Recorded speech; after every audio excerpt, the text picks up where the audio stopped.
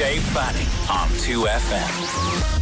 And now for something completely different. How would you fancy a free beer? Or should I say, how far would you go to get a free beer? Well, in Wellington, in New Zealand, they're enticing students to trap rats in exchange for free beer. Okay, I will repeat that. They're enticing students to trap rats in exchange for free beer. Jonathan Muster is the president of the Science Society of Victoria University in Wellington, and he's organising this. Welcome to the programme, Jonathan. Let's take a look at this here. I'll have to start with a verification question. Is it true that you're giving away beer in exchange for rats? Basically, yeah. When you've got your voucher to claim a beer, you've got to get a voucher. Once you've got that voucher, you don't have to claim a beer. You can claim a different drink. You can get an orange juice or a wine or whatever you like. But yeah, if you want a beer, that's great. How did you come up with the idea? Basically, my girlfriend and I were at a meeting about trapping predators in New Zealand. We've got a lot of these introduced predators which are dangerous to our native wildlife. And we thought, well, we've got all of these students. How do we get them engaged and how do we incentivize them a bit and say, come on, guys, get out here and trap some rats? And is it that there are a lot of rats because there are not many natural predators around Wellington in New Zealand? That's kind of right, yeah. So New Zealand wildlife evolved way out here in the Pacific. There were no natural mammal predators, and so the things like the birds, they evolved with other bird predators. And so when the rats turned up here, when humans introduced them, they were really able to prey on a lot of that native wildlife, and they didn't have any predators themselves, really, so they sort of overran the place. So where nature takes its course elsewhere, it can't do it there. So do you have like stoats and weasels and hedgehogs and possums and all those kind of things? Yeah, we do. We have everything you just mentioned, and they're all really dangerous predators as well. Every single one of those predates some of our native species, but also competes with them.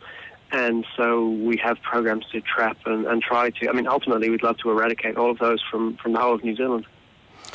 Why? Well, a lot of our native wildlife just can't keep up.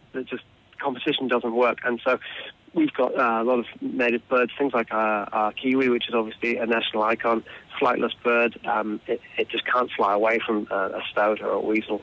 And without that kind of intervention, those will become extinct. A lot of them are already endangered. A large number of species have already become extinct over the last few hundred years.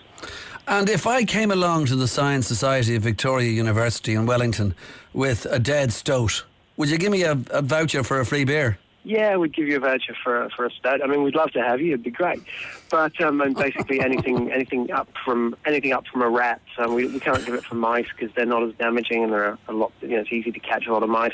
But if you come with a rat or a stoat or a ferret or a possum, anything like that. Okay, so I'm getting the impression here that, it's worth it for somebody to pay for this, to want to get rid of everything like the stoats and the weasels and the rats, and the price is one beer, one rat or one stoat. So who's stumping up the money for all this? So there's a guy called Gareth Morgan who has an investment company. And he's a philanthropist over here. He's very keen on a lot of conservation projects, and he's prepared to put up quite a lot of money to support a lot of projects that do not only trapping of animals like this, but other related sort of conservation projects. So basically the situation here is that if nature doesn't provide a natural predator, then the natural predator becomes a human being. So to get back to the beer, when I mentioned earlier on the whole idea of maybe going along to the Science Society of Victoria University with your dead rat or whatever, do you bring the rats into the pub to get the free beer? No, you really don't do that. The manager of the pub would be particularly unhappy if you turned up with a stoat or a rat in his bar. No, you bring it along to the Science Society, and we throw it in a freezer. They're going to be used for some research projects further down the line, and then we give you a voucher, and you use the voucher in the pub. And every barman knows what that voucher is and will gladly give you a free beer for the voucher. It's just the one bar at the moment, so it's just the bar at Victoria University. Oh, I see. Yeah, so you have to come to that one place to redeem your voucher. We'd like to expand that in the future, and hopefully we will be able to.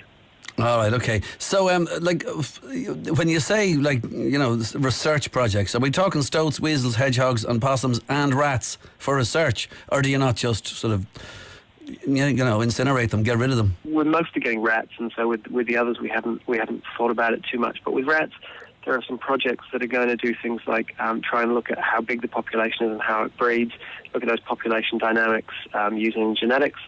There are also going to be some projects which look at their feeding habits, and so they'll dissect the dead rats and they'll do some genetic analysis of their stomach contents and figure out what they've been eating. And those will be projects done by postgrad students over the next year or two. Okay, well, finally, Jonathan, how many do you hope to catch by the end of the project, or if it's really successful, does it basically never end?